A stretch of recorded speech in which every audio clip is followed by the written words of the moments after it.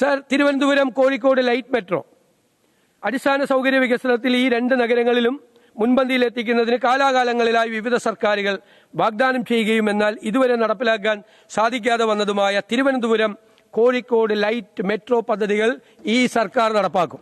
Sir, ഈ പദ്ധതിയുടെ പ്രാരംഭ പ്രവർത്തനങ്ങൾക്കായി 20 കോടി രൂപ വകയിരുത്തുന്നു.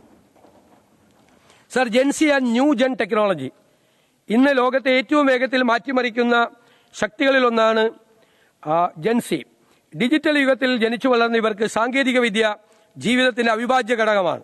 Robotics, data science, internet of things, virtual reality തുടങ്ങിയ മേഖലകളിലെ മുന്നേറ്റങ്ങൾ ഇവർ ഏറ്റവും വേഗത്തിൽ സ്വീകരിക്കുകയും പ്രയോജനപ്പെടുത്തുകയും ചെയ്യുന്നുണ്ട്.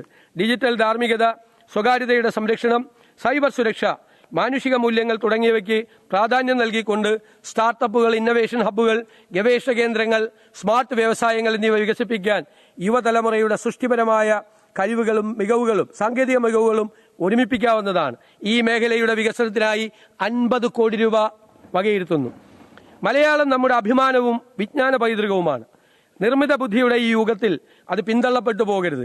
മലയാളത്തിന്റെ ഒരു തുറന്ന ഡാറ്റാ സെറ്റ് എല്ലാവർക്കും സൗജന്യമായി ലഭ്യമാക്കിയും വിപണിയിലെത്തിക്കാവുന്ന മലയാളം AI മാതൃകകളുടെ വികസനത്തിന് പിന്തുണ നൽകിയും കേരളം ഒരു മലയാളം AI സംരംഭം ആരംഭിക്കും. ഇതിനായി 10 കോടി രൂപ മാറ്റിവെക്കുന്നു. സർ, മുൻ സർക്കാർ അവതരിപ്പിച്ച അവസാന ബജറ്റ് എസ്റ്റിമേറ്റിൽ കണക്കാക്കിയ പ്രതീക്ഷിത വരുമാനത്തിൽ നേരത്തെ പറഞ്ഞതുപോലെ ഗണ്യമായ ഇടിവ് കണക്കിലെടുത്തുകൊണ്ട് 2026-27 വർഷത്തെ പദ്ധതി അടങ്കൽ തുക 35,750 കോടി രൂപയിൽ നിന്നും 30,370 കോടി രൂപയായി പുതുക്കി നിശ്ചയിച്ചിട്ടുണ്ട്. പദ്ധതി അടങ്കൽ തുക കുറഞ്ഞത് കാരണം മുൻ സർക്കാർ അവതരിപ്പിച്ച അവസാന ബജറ്റ് എസ്റ്റിമേറ്റിൽ കണക്കാക്കിയ തുകയേക്കാൾ പട്ടികവർഗ മേഖലയ്ക്കുണ്ടായ കുറവ് പരിഹരിക്കാനായി പട്ടികജാതി മേഖലയ്ക്ക് 527.68 കോടി രൂപയും പട്ടികവർഗ മേഖലയ്ക്ക് 152.52 കോടി രൂപയും പ്രത്യേക പദ്ധതിക്കായി അധിക തുകയായി വിലയിരുത്തുന്നു. ഇതിനു പുറമെ മത്സ്യബന്ധന മേഖലയ്ക്ക് അവർക്കും കുറവ് വരാതിരിക്കാൻ 50 കോടി രൂപയും അധികമായി വകയിരുത്തുന്നു.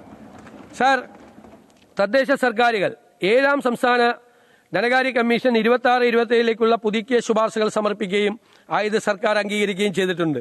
26-27ലേക്കുള്ള പുതുക്കിയ ബജറ്റ് പ്രകാരം തദ്ദേശ സർക്കാരുകൾക്കുള്ള ജനറൽ പർപ്പസ് ഗ്രാന്റ് ഇനത്തിൽ 3,236.77 കോടി രൂപയും മെയിൻ്റനൻസ് ഗ്രാന്റ് ഇനത്തിൽ 4,315.69 കോടി രൂപയും വകയിരുത്തിയിട്ടുണ്ട്. സംസ്ഥാന ധനകാര്യ കമ്മീഷന്റെ ശുപാർശ പ്രകാരം പുതുക്കിയ പദ്ധതി വിഹിതത്തിന്റെ 28.5% 8,655.45 കോടി രൂപ പ്രാദേശിക സർക്കാരുകൾക്കുള്ള വികസന ഫണ്ടായി നീക്കിവെക്കുന്നു. വികസന ഫണ്ടിന് പുറമെ ഖരമാലിന്യ സംസ്കരണ പരിപാടി പദ്ധതിയിൽ കീഴിൽ നഗര തദ്ദേശ സ്ഥാപനങ്ങൾക്കായി അർബൻ ലോക്കൽ ബോഡി ഗ്രാന്റായി 160 കോടി രൂപയും പുതുക്കിയ വിഹിതമായി നീക്കിവെച്ചിട്ടുണ്ട്.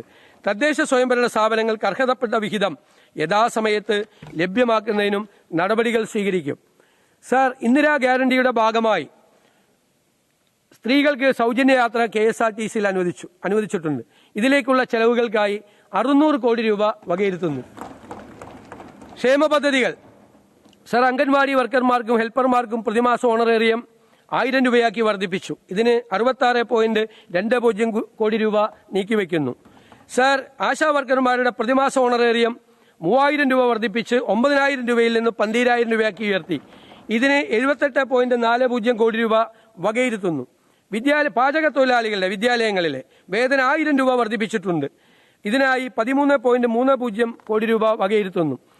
സംസ്ഥാനത്തെ പ്രീ പ്രൈമറി വിദ്യാഭ്യാസ മേഖലയിൽ അധ്യാപകരുടെയും ആയമാരുടെയും സേവനങ്ങൾ മാനിച്ച് അവരുടെ പ്രതിമാസ ഓണറേറിയം നിലവിലുള്ള തുകയേക്കാൾ 1000 രൂപ വർദ്ധിപ്പിച്ചു. ഇതിനായി 4.72 കോടി രൂപ വകയിരുത്തുന്നു. സർ, സംസ്ഥാനത്തെ ആസൂത്രണ ബോർഡിനെ സർക്കാരിന്റെ ഒരു തിങ്ക് ടാങ്ക് ആയിട്ട് നമ്മൾ പുനഃസംഘടിപ്പിക്കാൻ പോവുകയാണ്.